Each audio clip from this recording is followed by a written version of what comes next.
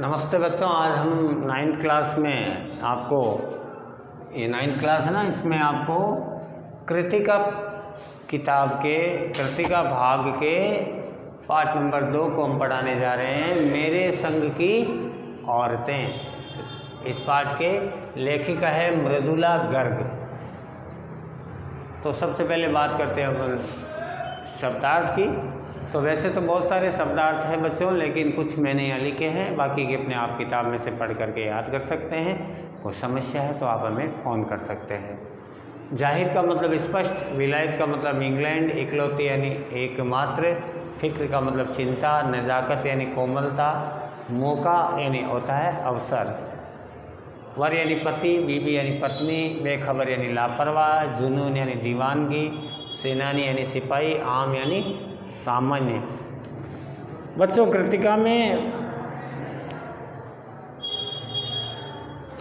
खासकर मेरे संग की औरतें मृदुला गर्ग द्वारा एक लिखा गया नई शैली का संस्मरणात्मक पद गद्य है। इसमें लेखिका ने अपने नानी, दादी, माँ और बहनों के व्यक्तित्व का वर्णन किया है। इसमें बताया गया है कि किस प्रकार पारंपरिक तरीके से जीते हुए भी लीक से हटकर उन्होंने जीवन बिताया। उन्होंने अपने घर के रिश्तेदारों के बारे में, अब सबसे पहले मैं बात करूं कि उन्होंने शांति प्रिय नानी के बारे में बताया गया।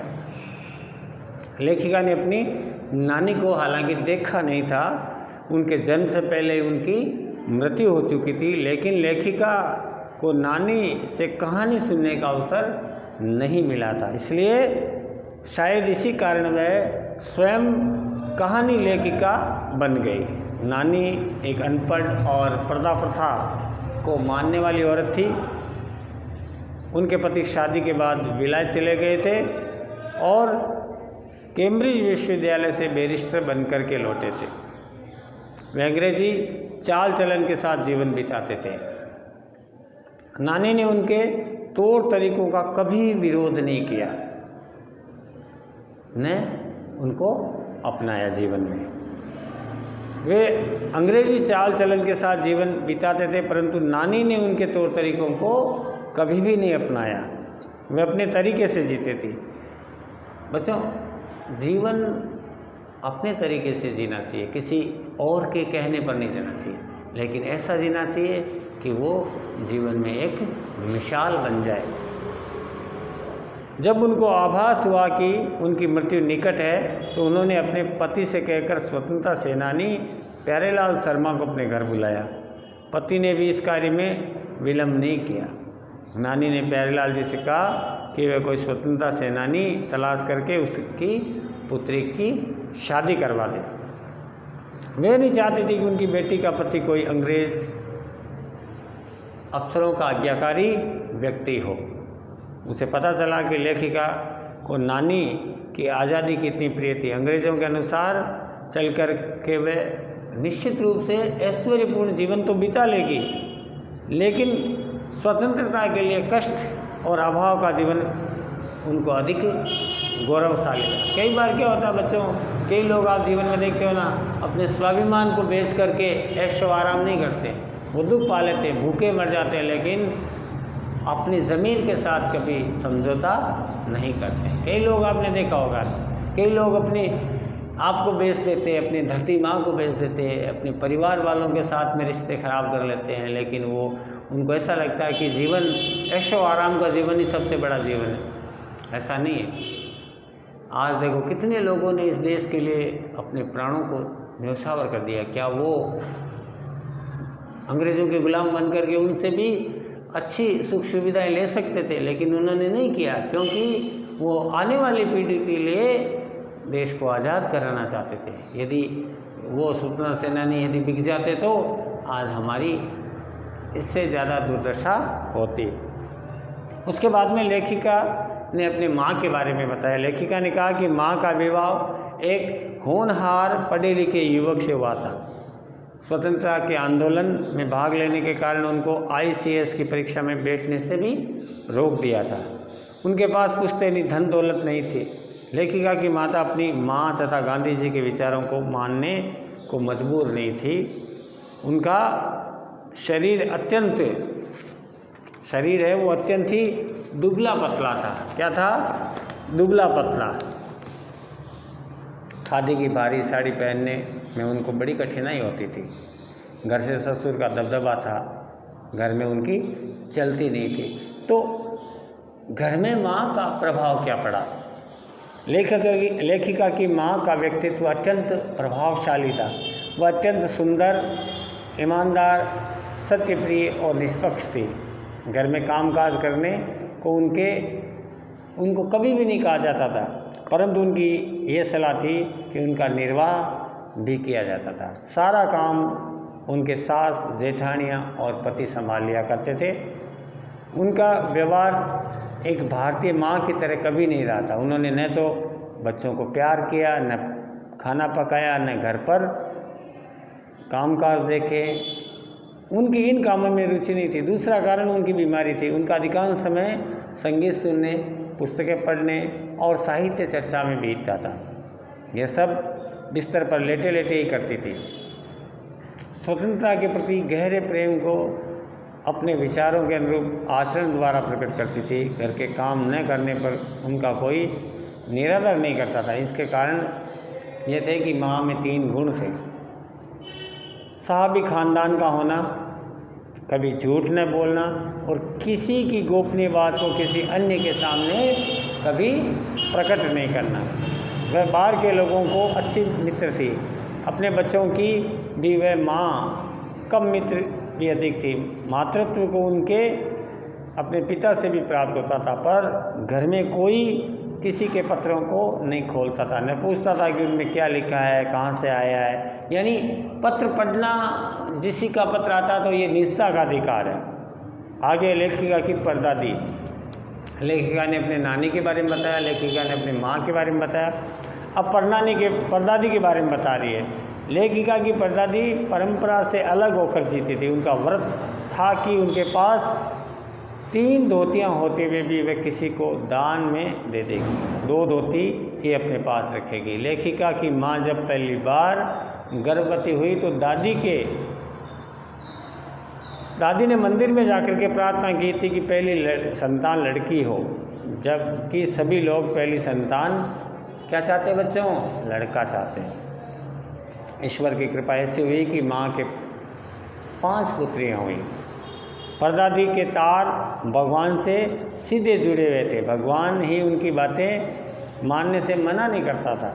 एक बार घर के सभी पुरुष एक बारात में गए थे। घर में केवल स्त्रियां थीं और जो रत जगा कर रही थी, रात को जागने का कार्य करते हैं ना। एक चोर सेंध लगाकर दादी के कमरे में घुसा। कौन है पूछने पर उत्तर मिला, जी मैं। परदादी ने उससे कहा कि वह अपने लोटे में पानी लाकर उनको पिलाए। चोर ने घबरा कर बताया कि वह तो चोर है। परदादी ने उससे कहा वह अच्छी तरह हाथ धोकर छान करके पानी लेकर आए। परदादी ने लोटे का आधा पानी स्वयं पिया और शेष उस चोर को पिलाया। एक ही प्लेट में पानी पीकर हम माँ बेटे हो गए। अब तो चोरी कर या खेती कर, तेरी इच्छा है। चोर भी चोरी की नीयत से आया था तो वो भी चोरी करना उसने छोड़ दिया। उसने कहा भाई एक ही लोटे में से एक ही प्लेट में हमने पानी पिया तो तू तो मेरा बेटा हो गया, और जब तू मेरा बेटा हो गया तो ये घर तेरा हो गया। अब तो तेरे घर में चोरी कैसे करेगा? लेखिका बहनों में दूसरे नंबर थी। 15 अगस्त 1947 को जब देश आज़ाद हुआ तो लेखिका को टाइफाइड ज्वर निकला था। वह इंडिया गेट पर जाकर आज़ादी का समारोह देखना चाहती थी, परंतु जा न सकी। वह रोने लगी तो उसके पिता ने उसको ब्रदर्स कारामजो नामक पुस्तक पढ़ने दी। लेखिका 9 वर्ष की थी। पुस्तकें पढ़ना उसे प्रिय था। वह रोना बंद कर पुस्तक पढ़ने में लग गई। उसने अनेक बार इस पुस्तक को पढ़ा, परंतु पहली बार में ही बच्चों पर होने वाले अत्याचार वाला अध्याय उसे लगभग कंठस्थ याद हो गया। वह उसे जीवन पर याद रहा तथा उसके लेखन को भी उसने प्रभावित किया था। लेखिका का दृढ़ निश्चय होना। लेखिका शादी के बाद बिहार के एक छोटे से गांव डालमिया नगर में रहती थी। वहाँ पिक्चर देखने जाते तो पति पत्नी भी एक साथ नहीं बैठते थे। लेखिका दिल्ली के कॉलेज की नौकरी छोड़कर वहाँ पहुँची थी। उसको नाटकों में अभिनय करने का शौक़ था। लेखिका ने एक प्रयास में वहाँ की स्त्रियाँ जो नाटक में पराए मर्दों के साथ काम करने को तैयार हो गई थी, तो वहाँ 4 वर्ष तक लेखिका नाटक की और अकाल राहत कोष के लिए पैसा इकट्ठा किया। बिहार के बाद वो कर्नाटक के और छोटे छोटे कस्बे बागलकोट में रहने लगे। उनके 2 बच्चे थे जो पढ़ाई की उम्र में हो चुके थे, परंतु वहाँ कोई अच्छा स्कूल नहीं था। लेखिका ने पास के कैथोलिक बिशप से निवेदन किया कि उनका मिशन सीमेंट कारखाने की आर्थिक मदद से बच्चों के लिए एक प्राइमरी स्कूल खोल दे।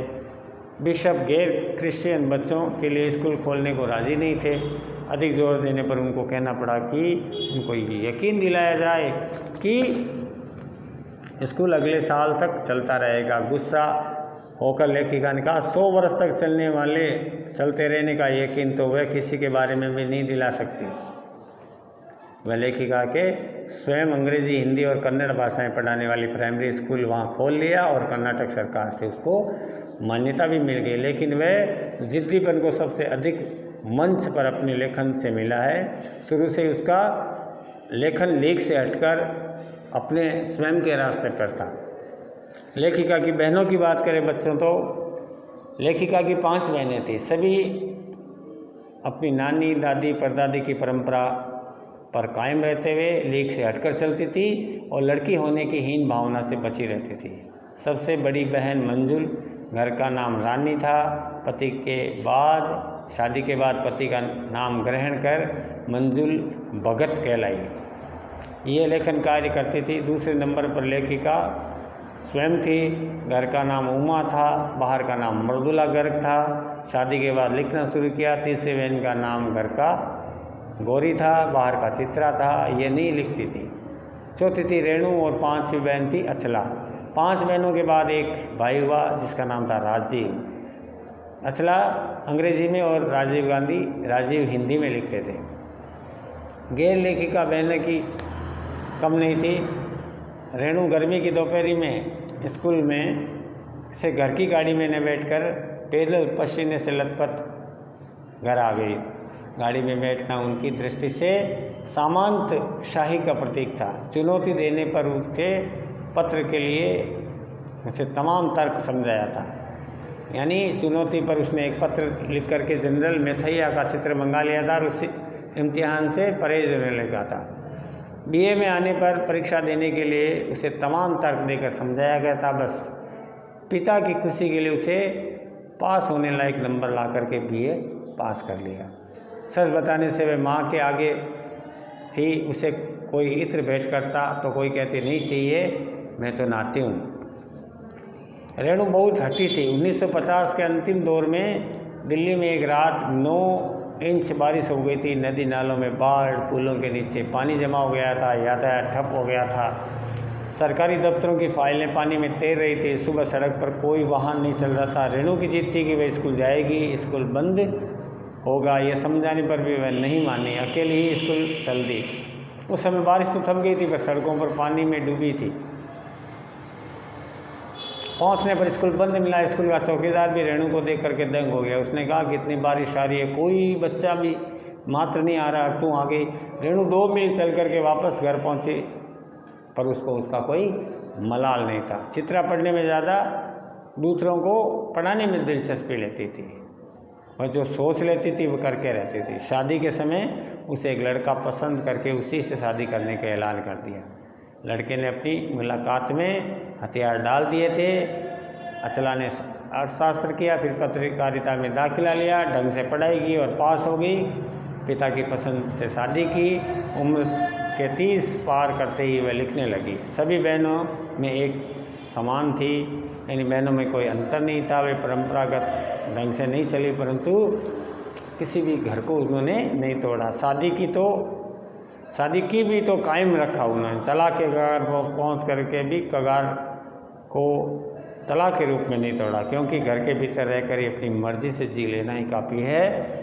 मर्द बदलने से कुछ लाभ नहीं होता है। यानी कहने का मतलब है, स्त्रियां यदि मर्द बदलती है उसके बजाय अपने मन को बदले, अपने व्यवहार को बदले, एडजस्टमेंट टेबल बने तो आगे जा करके। तो इसमें एक लेखिका और उसके सगे रिश्तेदारों के बारे में कुछ बातें थी बच्चों।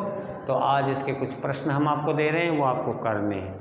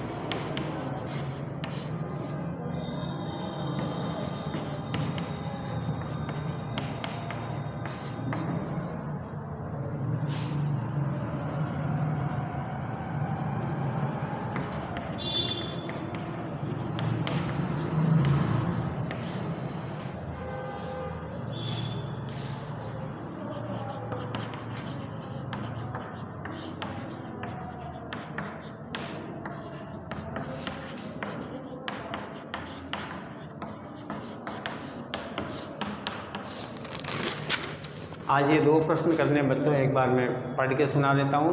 पहला प्रश्न है, लेखिका ने अपनी नानी को कभी देखा नहीं, फिर भी उसके व्यक्तित्व के बारे में इतनी प्रभावित क्यों हुई, उसके बारे में लिखना है। दूसरा प्रश्न है, लेखिका की नानी की आज़ादी के आंदोलन में किस प्रकार भूमिका या भागीदारी रही थी, इसके बारे में भी आपको लिखना है। बाकी के प्रश्न हम अगले वीडियो में देंगे। तब तक के लिए धन्यवाद।